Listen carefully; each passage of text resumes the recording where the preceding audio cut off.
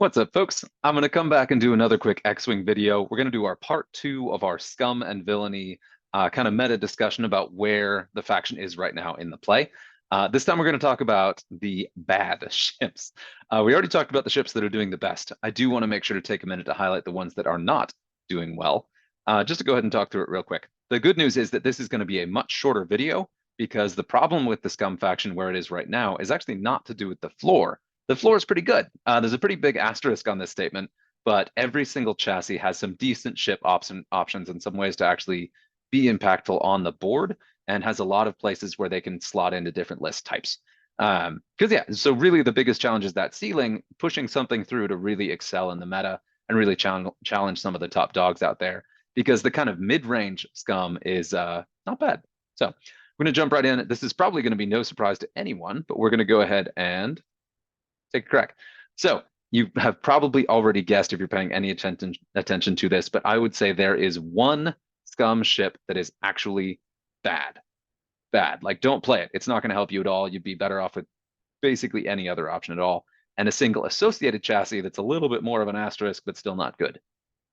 So the number one worst thing in the Scum faction right now, you ready? Drum roll, please. Is the Scum Falcon. Doesn't matter what pilot, doesn't matter how you do it. It does not matter. The Falcon is simply bad, which is a shame. It was one of the weird kind of transition ships designed in between 2.0 and 1.0. One of the last things to come out in 1.0, first things to come out in 2.0. And it's never really found its place. Like, the design was always kind of interesting, but it just doesn't pull it off. It was deliberately weakened so that you could build a bunch of gimmicks into it that end up being situationally extremely powerful. But I've and he recently got a pretty big points buff to where Han Solo, the top of the line pilot for the ship, is now 6 points, which is really, really good for where he's been before, but competes with all of the best things in the Scum faction without bringing anything to the table. He's initiative 6. He costs 6 points. Those are both good. He has 20 loadout, but every single point of loadout you put into this thing is compensating for the weaknesses. And the only pilot even worth considering is Han Solo, because the other pilots are even worse, even if they do come in at a better price point. Let's go ahead and look at those as two. There's 3 named pilots. We're not going to talk about the generic. 2 of them come in at 5 points with 9 and 10 loadout apiece, 9 for L3 and then 10 for Lando. And then, of course, you've got Han, who's got 20. And 20 is pretty good, especially with the changes to Agile Gunner, which is a huge, huge help for the faction because it is really action starved. But let's take a look at this thing. So the dial is fine. It's got some pretty decent blue clearing maneuvers in the one space with the banks and with just the banks and the straights. And then you've got your 2 and 3 straight also blue, which is nice. Has the sloops at the range 3 and the K-turn, which is not bad. The downside, though, is that one of its actions you want to do the most, boost, is going to be red, which is true for most Falcons. This dial is actually pretty similar to most of the Falcons. And then if you look at the stat line, I believe it's got 1 fewer shield than the Rebel equivalent, which is a real bummer. And then it also comes in at 8 hull. It's got 1 evade, which is no real surprise. But the real thing that hurts this, it is the only bow tie Falcon equivalent decimator, whatever, that has a base attack of 2. I mean, you get that from the LAT, but the LAT's a whole different ship. It's really designed to be a support ship and cheaper and has its own separate issue. Has passive rerolls for your squad that's really good. You don't get any of that with the Scum Falcon. You get this big chunky thing with decent upgrades, decent slots, but every single thing you do is trying to compensate for a very limited action bar and a really, really lackluster attack. If you were spending 6 points on a ship in Scum, you need that ship to punch, and Han simply doesn't. And Han is the one you need to, being the I6. And of course, being the most expensive, but being the only one with enough loadout to really play with. So the situational build, just to go ahead and talk through it, the thing that most people run this guy with, what he's really built to do is you've got trick shot, you've got the title, you've got that agile gunner, and then that still leaves you with 15 points to play with. Now, the way the kit was designed, the way it came out in the box, you also have L3 crew. Just to go ahead and talk through it. Where are you, L3? I've got her in the squads, so she's probably grayed out. Yeah, okay, there we go. So we'll go ahead and delete this. Freighter captain. Yasby, I appreciate you doing that, but it's getting in my way right now.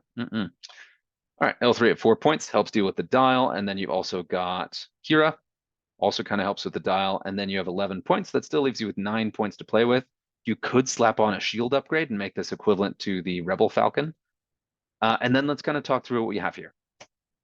So you've got Han Solo with the lackluster dial and all that. We've now compensated for the reduced hit points. I think. Let me actually check the Rebel Falcon real quick, just to double check.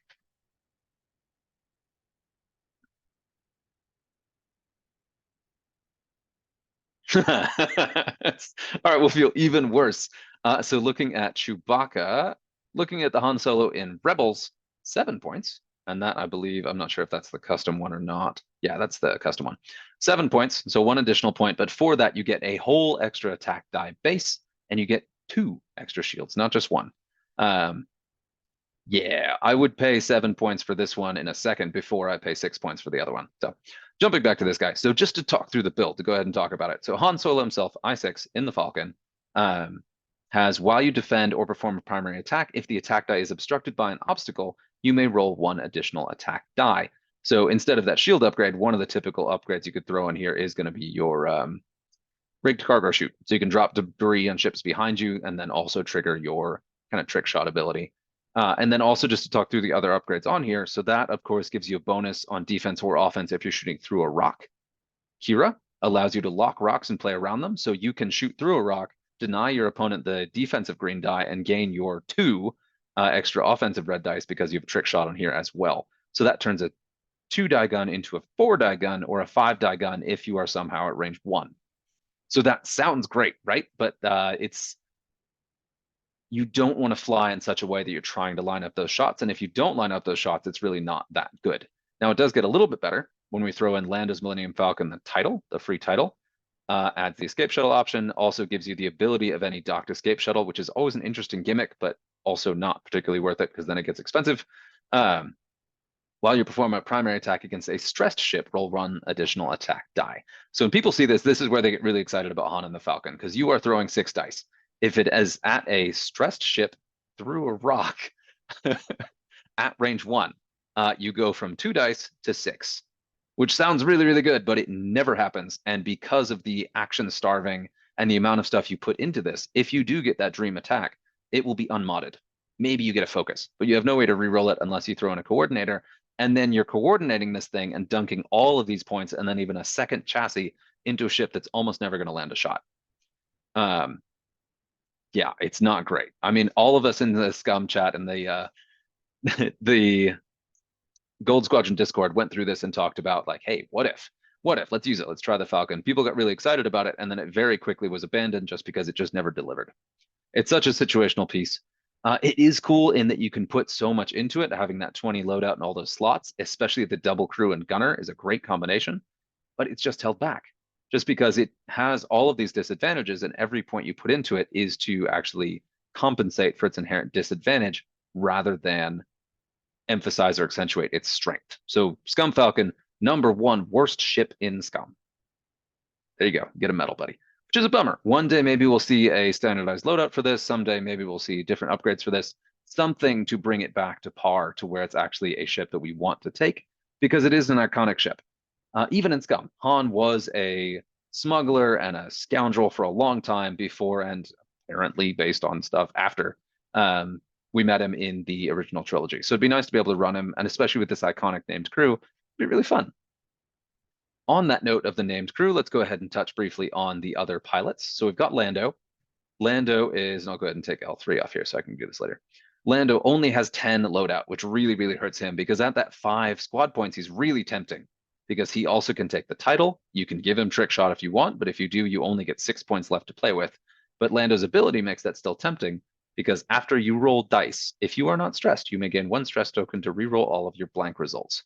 So if you go into a fight, you maneuver carefully, you focus up. Let's go ahead and math this out just to do it. So we'll go to the title, give you that title, we'll give you that talent of trick shot, because why not? That's still going to be one of the best things on here. And we'll throw in engine upgrade, because that's will allow you to white boost if you do choose to boost. That gives you 3 extra squad points. So we'll look at a 3-point crew. Nothing great.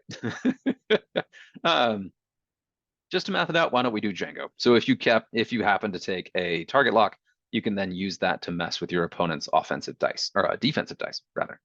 So then you're looking at a ship that can throw 4 dice against a obstructed shot, can throw, 3 dice obstructed, 4 dice obstructed and stressed, or 3 if they're just stressed.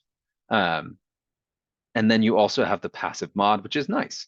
But again, this would be so much better if you had the ability to just have a base 3 dice, because relying on those situational shots means that the majority of the game you're not going to get those shots, and you have this big fat 5-point ship that's extremely easy to kill, that then you're deliberately stressing. So then you have an extremely limited dial to pull from.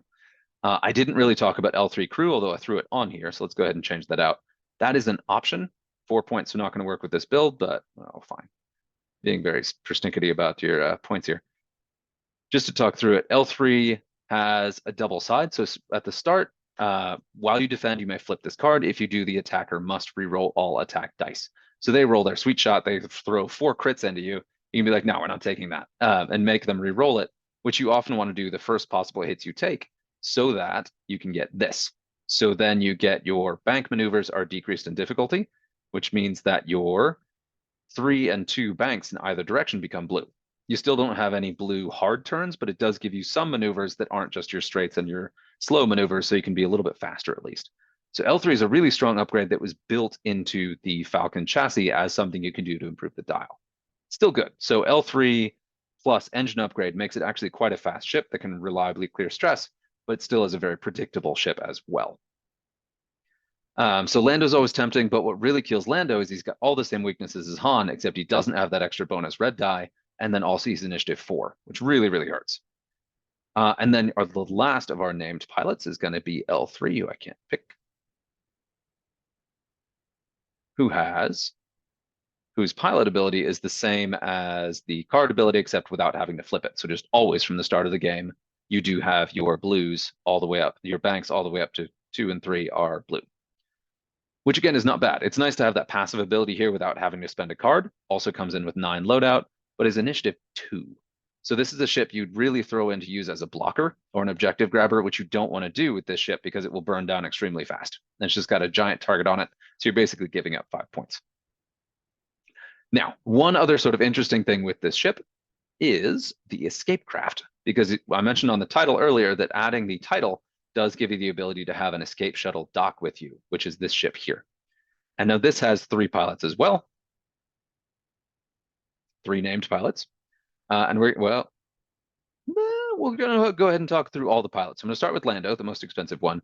Now, Lando is not the worst ship in the world because it is a 3-point ship that has base coordinate on the action bar. It's red, but you've got just enough loadout to throw on, where are you? Tactical officer. And then whatever talent you want. You can do Deadeye shot, you can do marksmanship, whatever you want. And then all of a sudden you've got a white coordinate, which is really, really good. And it is Z95 stats, which are terrible for 3 points, but a 3-point coordinator is no joke. That's definitely something worth considering in a squad. So that's the one asterisk in all this. Arguably the single strongest piece in this pack is going to be your Lando escape craft.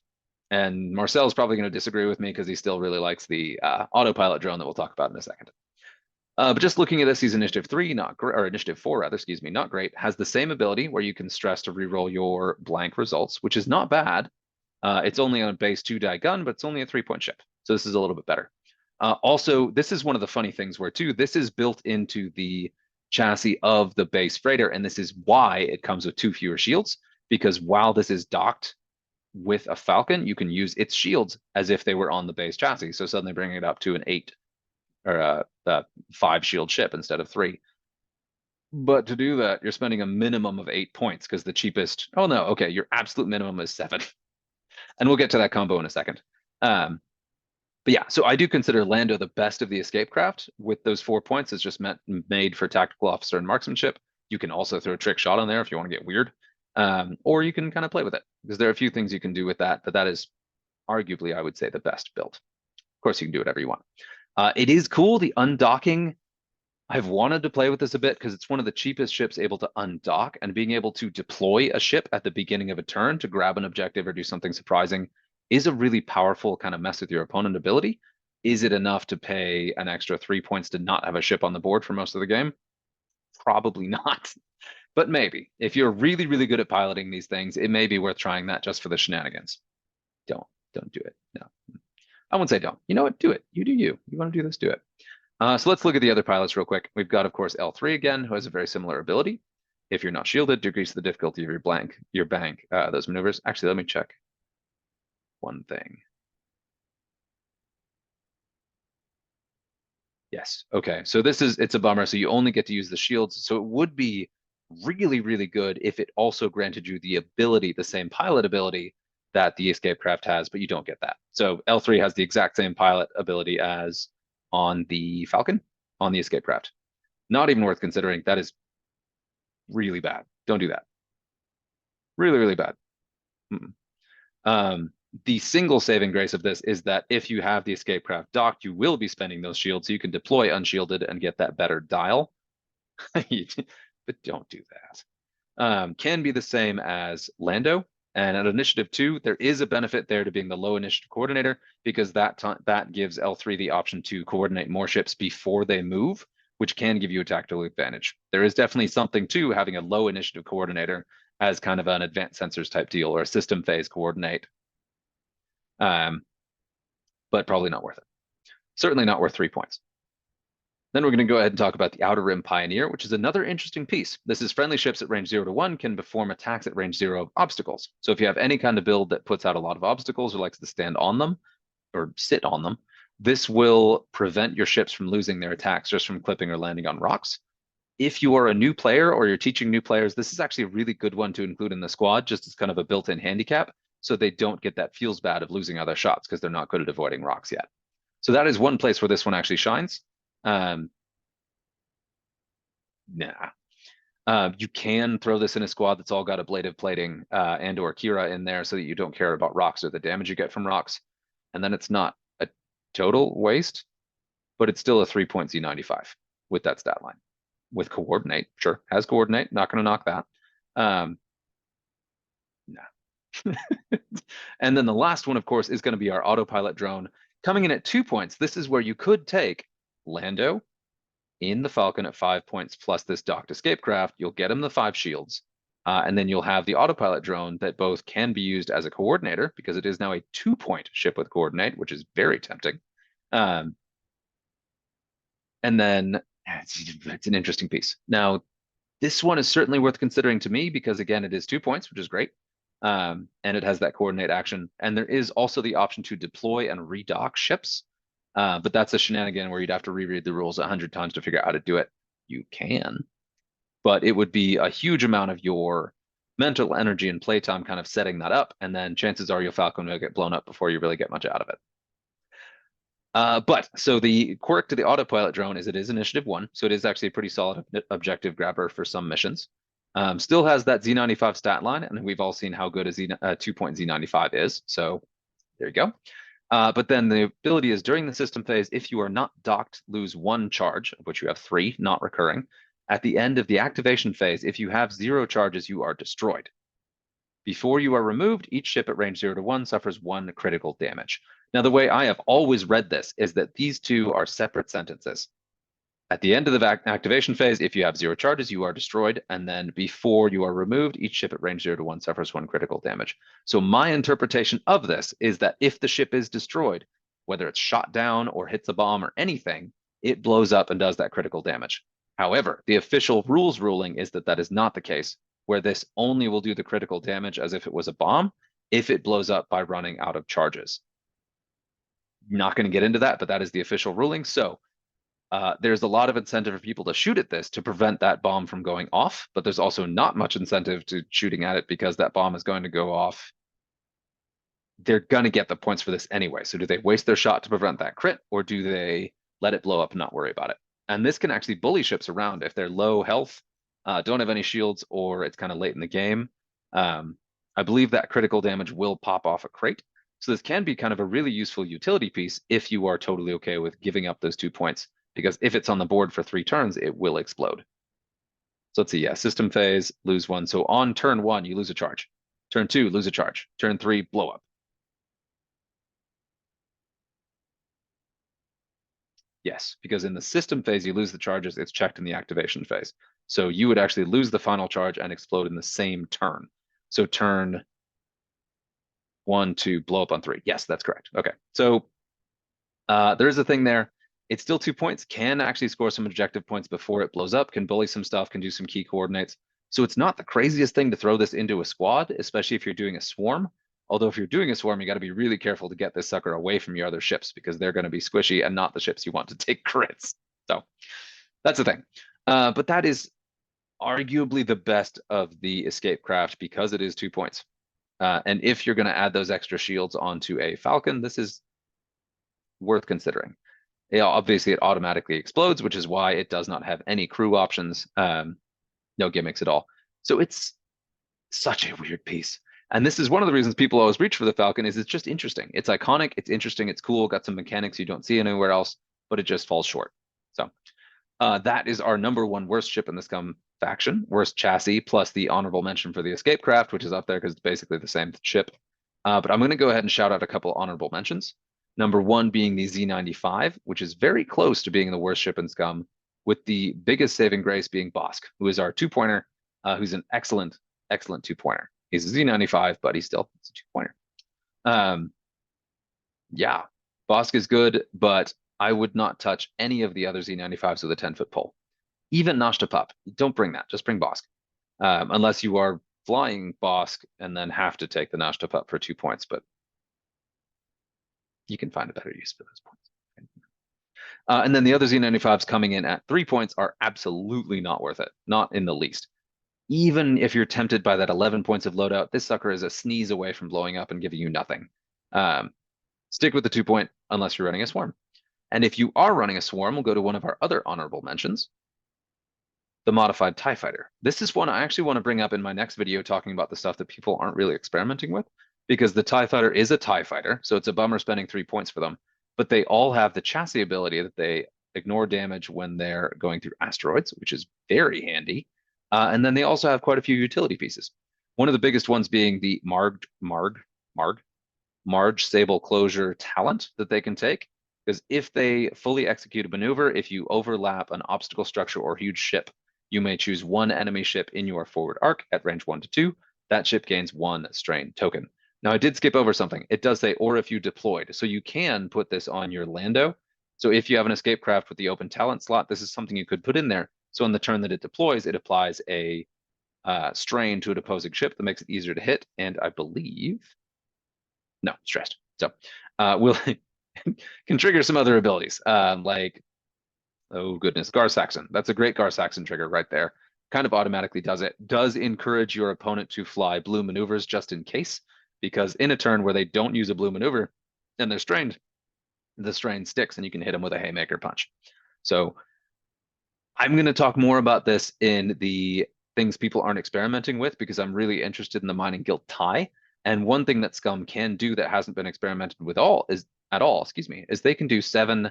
I believe they can max out at 7. I'll go through that in a minute. Ship lists, and nobody's running that. You can run a Scum salad of around 7 ships and really kind of dominate the board, and all of them are going to be tricky, interesting pieces that can do a surprising amount of stuff. So it's there. We'll talk about that. The other honorable mention for ship that kind of may have belonged in this list is, of course, going to be your... You know what? Nothing else really qualifies, because the B-Wing has at least 2 viable pilots and some others that are actually worth spending the 4 points. Then also you get into your Hawk, and that also has a couple pilots worth spending the extra points for.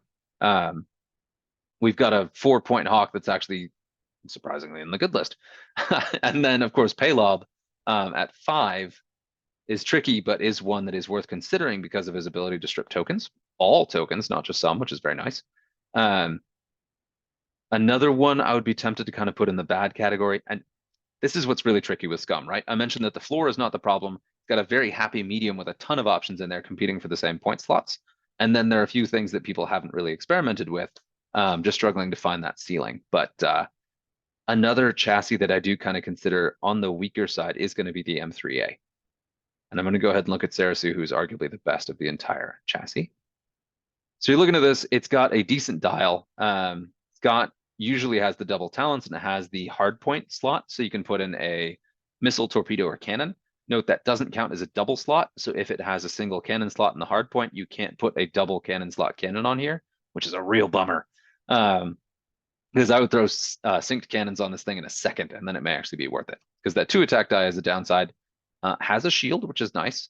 The entire chassis comes with that 1 shield 3 hull, so it's a TIE FO, but with a worse action bar, and the dial kind of leaves something to be desired.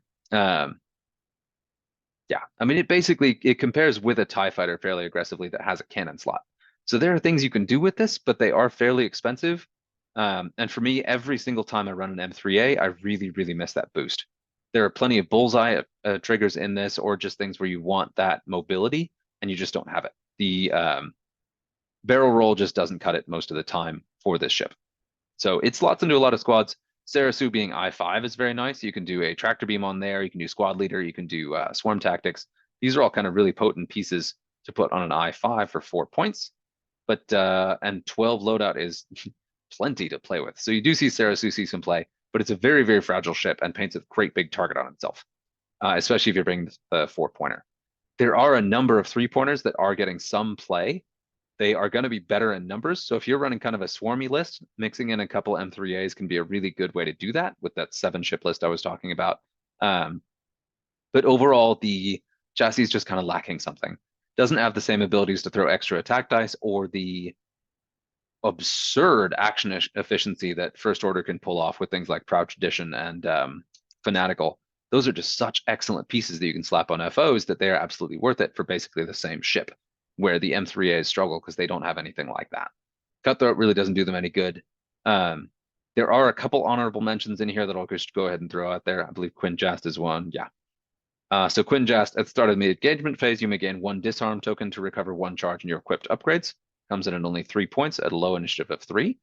There's been some chatter of running Quinn with burnout thrusters, so you can just keep slamming around the board and just recharging your burnout thrusters with that ability there, which is very cool. And so there are things that you can do like that with those expendable upgrades. It was obviously designed for weapons like missiles or torpedoes, but that it works for your other upgrades is a very cool kind of extension of the ship. So that's a cool one. Another one I personally really like is Sunny Bounder, who has this ability. You're always like, oh, is it going to happen? This is while you defend or perform an attack, after you roll or re-roll your dice, if you have the same result in each of your dice, you may add 1 matching result. My reading of those rules are that that doesn't work with heavy laser cannon because the changing the die to a different result is a modification. It's not a roll or a re-roll. It's a different modification, so that skips this step. So you have to do it before that. Yeah, so if you roll crit and 3 hits on an HLC, you don't get 5 hits. It just resolves the normal way. So this is actually a big advantage. That's kind of a heroic. So if you have those 2 attack dice and you roll both blanks, it's a bummer, but then you roll your target lock. There you go, because you took a target lock with this thing. Don't do that. But yes, so it's really cool. And once in a blue moon, you'll get like an absolute haymaker where you have Sunny Bounder throw 4 crits because you're at range 1, roll 3 crits, and you just add an extra 1. So yeah, can be game making, but almost never will be. But sometimes can be. It's not that rare. So Sunny's a cool one. I actually like the initiative 1 as a feature on a 3-point ship because that does give you the option to grab objectives early, position conveniently, and be a blocker. And in that space, Gargor is also a really excellent piece, being initiative 0. I believe the only initiative 0 in the entire game, so that he can just really jam in there and know he's going to move first. And then, of course, has an ability built in to be has the ability just built to be a blocker that is after you defend each other ship, go away. I don't know if you're even seeing that, but I'm getting a pop-up that won't go away. After you defend each other ship at range 0, suffers 1 critical damage, which is terrific on a blocker. You're like, I'm at range 0, shoot at me. But they really don't want to because they'll take an automatic crit, whether or not they actually hit you, which is good. So if you run Gargor, you want to run him in ways that will encourage being shot at. And I don't really know what modifications those would be, but you can fly him kind of dumb. And it's very cool because he is initiative 0, so you can fly in for the block and practically guarantee that you still get your action, unless you bump them first. But so very, very good blocker if you want to play to block opposing ships, which still has some utility beyond what it used to, especially with that defensive ability where opponents will not want to shoot at him because they will take that critical damage. So downside being he has calculate instead of focus, so whoops, but it's fine. does still have evade, which is just as good as any other evade. So that's always a prime action to take on Gargor. So another honorable mention in here is going to be, and actually, the M3 chassis itself is problematic. The pilots are not. The 3 points is good. A lot of these pilots have good abilities. I'm actually going to stop talking about these and visit them again in my kind of what's not being experimented with, because there's a lot in there. But yeah, so really, punchline, Scum Falcon bad, Escapecraft bad, everything else kind of okay. And then we'll kind of revisit some of the stuff that is maybe deserving of a little bit more time in the sun and doesn't belong in the dumpster with kind of the other stuff. Hopefully you enjoyed this video. Hopefully it wasn't me talking to myself too much, but yeah, let me know if you want to see anything else. I do have some other things in the pipe that'll be coming out, and I'm going to be putting out some more X-Wing content. I've already talked about my kind of more experimental Scum stuff. There are also 3 chassis in particular, and pilots in particular, I have not talked about. The big ones being the Fang Fighter, the Jumpmaster, which hasn't come up at all yet, and then also Boba Fett in the Fire Spray, which will also take a minute to talk about the other Fire Spray pilots, but I do want to take a minute to really talk about Boba. So and there you have it. I'm going to go ahead and stop and hope you enjoyed the video.